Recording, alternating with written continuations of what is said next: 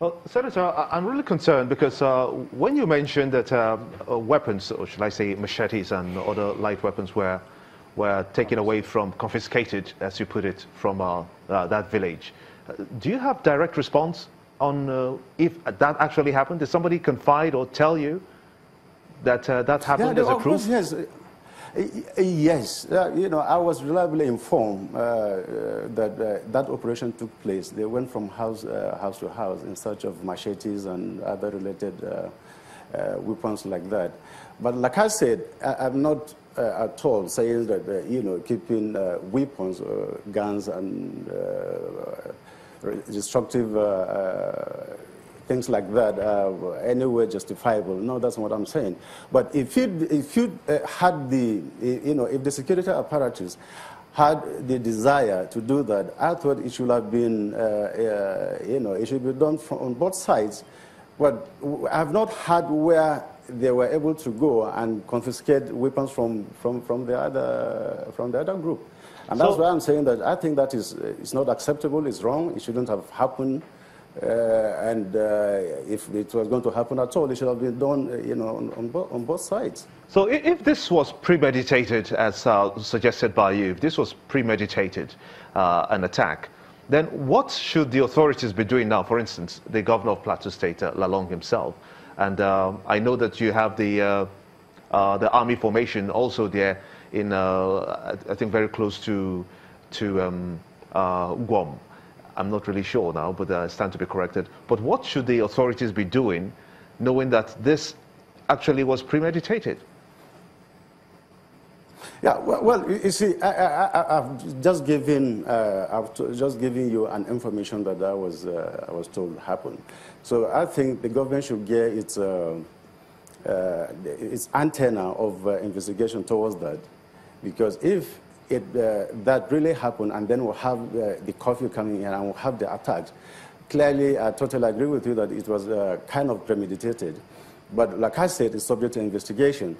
The investigation will truly come out with the rightful situation. And then, like I said, all the guilty culprits, all anybody that's found guilty, anybody that's found as an accomplice to this unfortunate incident should be truly, truly punished. Because not until we start punishing people on crimes like this, there will be no end to it.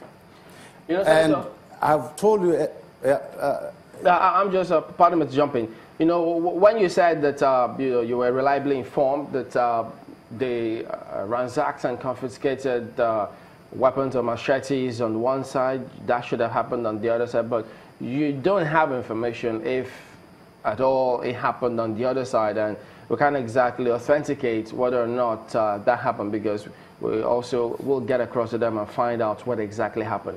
But that part where you then say that those sentiments exist, isn't it going to make the job of security agencies a lot more difficult if they feel or begin to think the kind of sentiments we saw them saying, it looks as if the agencies are skewed against them? That is going to make the investigation a little difficult, don't you think? Well, I can make it any easier than that. We're talking about the reality on the ground. I wish I had reason to say anything to the contrary or less than that. So I'm only expressing what I know as a person and what I was told reliably that happened. So if these facts, as I have adumbrated, if in any way they tend to raise questions and mistrust, distrust, and doubts on the security agencies, that is it, and we have to deal with it the way it is. All right. If you are going to solve any problem, you must know the enormity of it. How massive is it? You must know all this. You cannot downplay the reality on the ground from facts, emotions. You have to look into them. Right. Let me bring in this perspective. We can't make it any less. We can't make it. Sorry, we can't make it any less than it is. All right, I hear you. Let's bring in this perspective. The president has said this needs to stop. They need to put an end to this and come up with a plan, a strategy to ensure that this stops. Now, Plateau State, they're also going to investigate this matter. And then the commander of the special task force there has said they also need to go ahead and investigate this matter. And we do know that in time past, there's been several investigations about different matters in different states, perhaps in the Middle Belt. How do you suggest they approach this? Is it okay if we have different agencies investigating this particular matter, or do they consolidate those groups and come up with a report that perhaps they all agree this is what happened? Let's see. If we are able to develop some level of trust between the security agencies and the people, I don't see why the security agencies will not be able to do it, but we have to create an enabling environment that gives a semblance of fairness to all.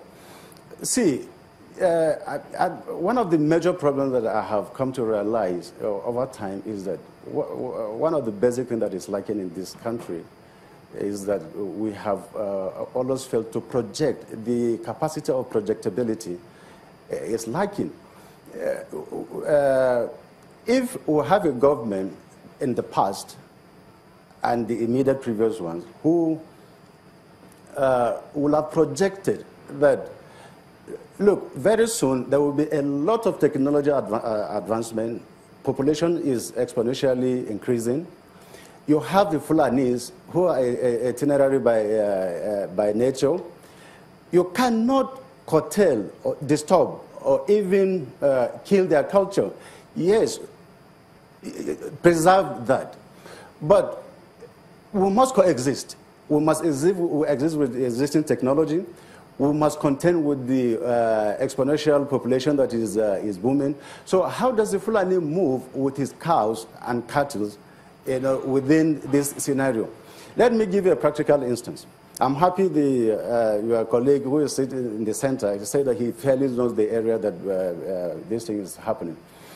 50 years ago, when we were traveling from the barracks into Jos town, the whole of that stretch of road, up for almost 7-8 kilometers, there was not a single house. Now you have... Go ahead and conclude your thoughts, Senator. Okay. Now you have houses, you have roads. So if 50 years ago, a Fulani man comes and stay in any of those farmlands, of course, nobody needed these farmlands at that time. So he could stay there for 7-10 years. Nobody will get there. But by now, you will appreciate the fact that population is increasing. All right. And a lot of development is coming. So the need for land is shrinking, but the population is expanding. All right, so Senator. If we had a government policy, if we had a government policy in place that will have projected and see this, we will have sat down and then come out with a workable solution. All right, we get your point. We have to anchor at this point. Senator Timothy Adudu, we appreciate your talking to us today. So clearly, lots of questions for security agencies, and we'll be looking to get a response from them. We'll be back in a moment and turn our attention to a different matter entirely. Don't go away.